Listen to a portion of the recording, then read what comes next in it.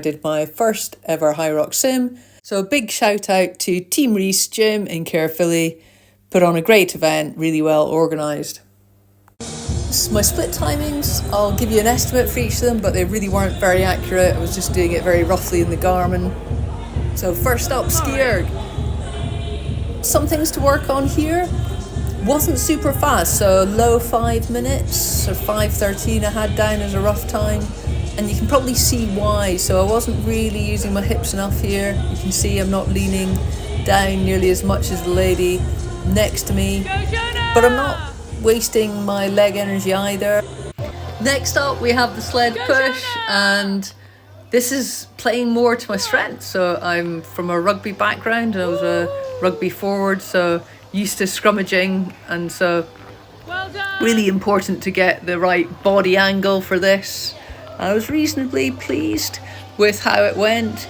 You can see a lot of time is wasted in this sim because the sleds they use, you have to move those poles at either end of the length. Kind of a good excuse to have a rest, to be honest, as it's pretty knackering. But yeah, getting there in this, since I've had a go and I've got a bit lower, trying to get the hips as low as possible and the body angle as straight as possible, so the hips in a direct straight line between the ankles and the shoulders. But yeah, this will be always one of my strengths because of my background, so pretty happy with this. This was coming in at around 3 minutes despite the actual wasted time with those poles, so that's pretty decent. Then we come to the Sled Pull, and this was quite amusing actually because I had a bit of a beginner's fail here, and that's why you can see I'm in the left-hand lane, I'm in the right, the lady next to me in the right-hand lane. I hadn't even noticed that the number of plates on these two sleds was different. That's what the guy coming up to me, great guy, amazing HYROXer actually, owner of the gym we're at, Team Rees Gym in Caerphilly, pointed out that I was using the wrong lane, and so I decided to bank the one that I'd done with the men's weight and carry on going back using the right amount of weight. So a bit of unnecessary expended energy in that first length here, but yeah, we had a bit of a laugh together about it, and yeah, suffice it to say I was a wee bit faster on the subsequent lengths. But it did mean that it slowed me down, so I was about just under 5 minutes or so for this one. Definitely room for improvement next time. Not having access to an actual sled at my normal gym, rope management was a bit of an issue. You can see it's a bit of a mess how I just left the rope, and I decided just to step over it effectively, which isn't illegal but really is something that I need to improve. Next up, burpees! Burpee broad jumps. And my God, is this a humbling experience. So, you know, I thought I was pretty decent at burpees. I've always thought I was pretty decent at burpees. Not as good as I have been in the past because of my sort of knee flexion issues. But yeah, my God. Yeah, these are brutal. So I ended up doing these in about 7 minutes in total, I think, and I was using the step up technique rather than jumping up and down.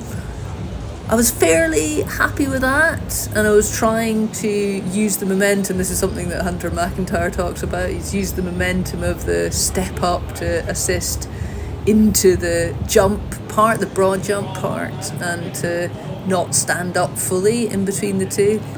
That I was kind of okay at, but it's just the heart rate. It's just the heart rate spikes so much, and it just means that I think this was my first length, so this probably is quite a flattering representation of my time.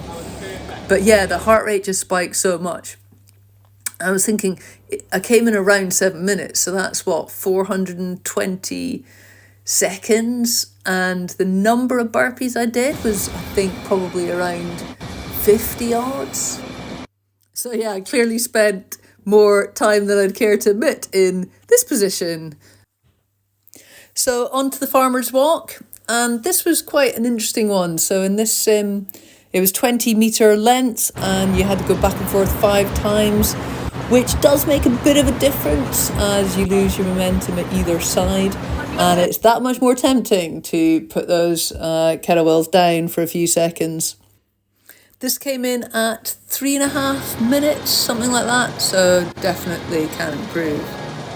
So, lunges, so near and yet so far at this stage. Just thanking God that I'm not the woman on my right who's overtaking me doing burpees. I'm just grateful I'm no longer doing burpees.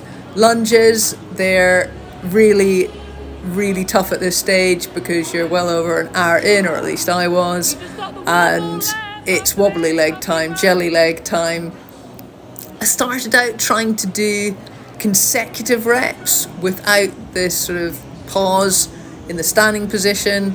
Unlike burpees, it's legal or it's illegal not to go into a standing position, so you've got to be nice and upright in between.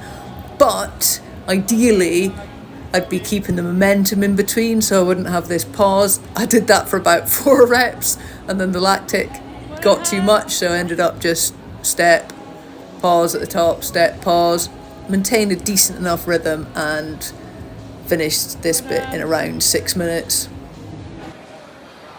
So that just left the wall balls. Just, I say. This took me about 8 minutes in. And the challenge for me here was always going to be about the depth and the fluidity of the reps. The main limiting factor for me for this was my right knee flexion. It's really hard to just fling yourself down quickly into the bottom of each rep. But I made it, and as it's a sim, this was the finish, effectively. It feels a little bit anticlimactic because you don't have a grand finishing line to run through. But there you go. First ever sim attempt, 1:43 time. Can't be too upset about that. And this is quite interesting for those of you who use Garmin's.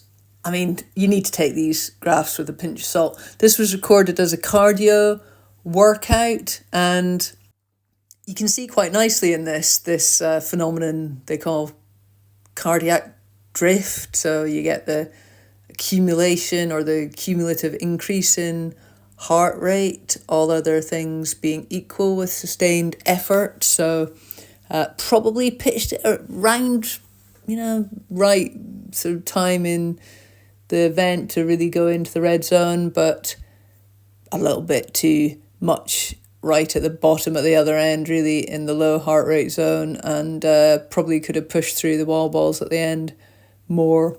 So if you found this interesting and you're curious to see my improvement for here, well, next up I've got another sim locally in just about 10 days time, and then it's all building up to the big event, the official Glasgow HYROX in March. So do please subscribe and follow my journey.